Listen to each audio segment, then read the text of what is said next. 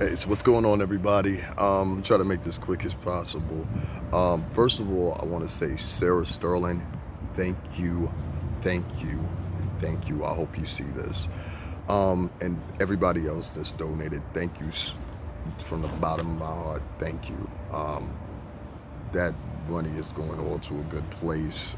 I need some winter clothes. I need a jacket, everything. So I just want to say that. Um, I have had nothing but positive responses and everything, telling my truth, telling my reality. I'm putting together as I'm speaking. That's why I'm doing this video, because it's taking me so long, because there's so many pictures of my journey and all the years I was with Bad Boy, and up until now, just recently in February, before COVID-19 started here in the New York tri-state area. I wanted to talk to you guys about something, and I just want to tell you one more thing. I try to go through all the comments and respond to as many people as I can. So if I haven't responded to you yet, trust me, it's coming. Everybody that has something positive to say, that and this is really uplifting. I am just like really shocked. I'm really shocked. I'm like, wow, God was listening to me, and I'm glad that Jaguar came my way, because she literally came my way. Like, it's weird how the universe and stuff works. All right, so off of all that, I want to talk to you guys about something, and it's not necessarily about Diddy, but it's about the music industry, and I think you might want to hear this. This is a tool that a lot of people in the music industry know, and you may not know, so listen up, okay? In musical theory, all right, believe it or not, I went to college. So one of the little side things I did was I went and looked at musical theory. I went to school late in life for the second time. I'm talking about college. I was probably like 29, 30, somewhere around there. I went to Captain Gibbs, and then after that, I ended up going to Hunters to finish out. So musical theory dictates that certain tones, certain octaves, certain keys, certain riffs, etc., create a response. And that response can be positive or it can be negative. Well, particularly with rap music, as you've seen through the years, it has changed in tone. Now, I'm not going to sit here and play like I'm innocent. I did work for Diddy for over 17, almost 18 years with the company Bad Boy Entertainment, also with Power Moves, and also finally up until October, Power Moves Makers series with Sean Prez, who has been my balls outside of him, Malcolm Miles, and James Cruz. Malcolm more certainly knows me better than James Cruz, only because James Cruz, it was always with Puff all the time, so he really wasn't around as much. But in musical theory, it dictates that certain tones and keys, etc., what I just explained, and that's what you see a lot with rap music. See, the trap music scene that you hear right now, if you pay attention, it all sounds the same, and I knew it when I heard it, right? It all sounds the same because the tone is to enact the same type of response. And that response being, well, as we see with all the rappers dying nowadays from either drug overdoses, shootings, robberies, or whatever the case, negative. I'm going to sit here and tell you, I help promote the albums that set up the prerequisite for that tone that you see now.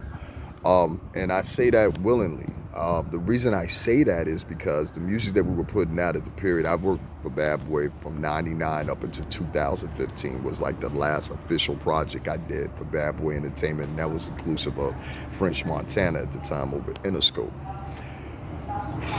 This is a lot.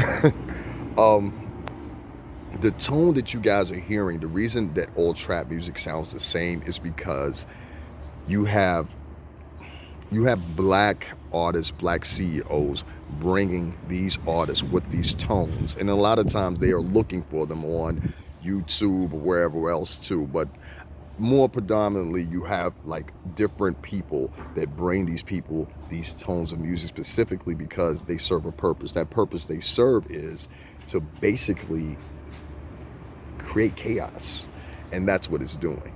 And if you don't believe me, you'll see that the tone of music has not changed in the past maybe almost 7 to 8 years. That's almost unheard of. It usually doesn't happen like that.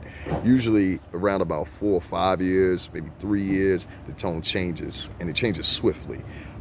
Exceptions of that may be Kendrick Lamar, J. Cole, I forgot what kid's name is from Chicago, and a couple other people, but the majority of music that's in a certain tier that's charting and things like that is set at a certain tone, and there's a reason behind that. Now I know a lot of people are going to look at me and be like, oh yeah, I'll prove my point even more. When we were doing most of the highlight stuff with G-Dep and things like that or whatever, there was a tone then, and that tone was like the jiggy motion and you know what I mean, like the dancing craze or whatever, and that lasted a little while, but then it faded out, and then you started getting a new term of artisan. Now, do I think it's going to last forever? It won't. But let's not sit here and just act like it's white owners that are responsible for this. No. It's not white owners. It's not white owners.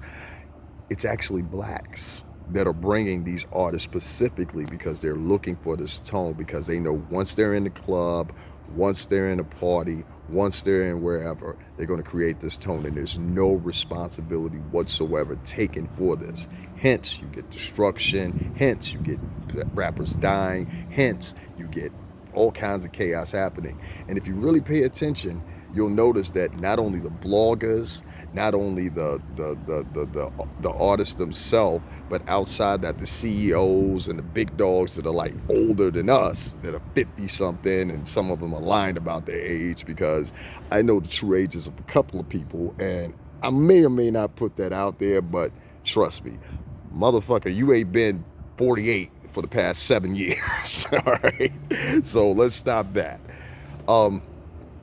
There is a collective effort to keep that type of music out there, and I thought you guys should know. The reason I think when a lot of you people say that, oh well, it's the government or whatever, partially,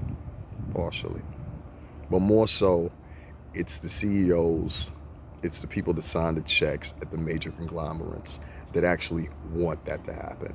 And the reason they want that to happen is it keeps a residual revenue coming in. You don't have the classics like you did before, and there are very few classics that ever exceed like something like Been Around the World. Yeah, I'm gonna say Puff or Jay-Z or whatever. Those songs that are timeless, you won't have too many of those. Now, exception to that may be Drake, an exception to that may be Young Thug, an exception to that may be a couple other artists, but a majority, most of these songs will not be rememberable, and most people won't remember them or want to remember them. But what they will remember is the violence that they incited. They will remember the people that were lost. They will remember partially for a moment anyway, and then they'll forget them 4 or 5 days later, just like you've seen it. When you have so much of abundance of people dying from rap music, you would think that some of these people screaming black excellence would put the brakes on things, especially if they were worth $845 million. Now, the only person I see even putting a collective effort to help is Jay-Z. And I guarantee you, if you ask Jay-Z, he'll probably say a lot of the same similar things that I'm saying. So I encourage all of you guys to start studying musical theory, and you'll find that a lot of things that I'm saying is absolutely true. Guys, thank you so much for donating to me. Sarah Sterling, that was amazing. Like, it'll be, I'm not even gonna say how much you sent, but I don't see anybody topping that. Thank you so much. Thank you so much. And guys, thank you for all your donations, big or small. And please, if you can, keep them coming. It's so many things I need, and I'm gonna keep this going because this is so refreshing, getting out of this lane and hopefully getting into something else, which I'm gonna tell you guys about too. But I'm done with the music industry as far as working, but I'm not as a singer. All right, guys, I'll see you later, and thank you so much. Cash App and all the information is right down below in the description. Feel free to use it, and there's also a link there for PayPal. Thank you.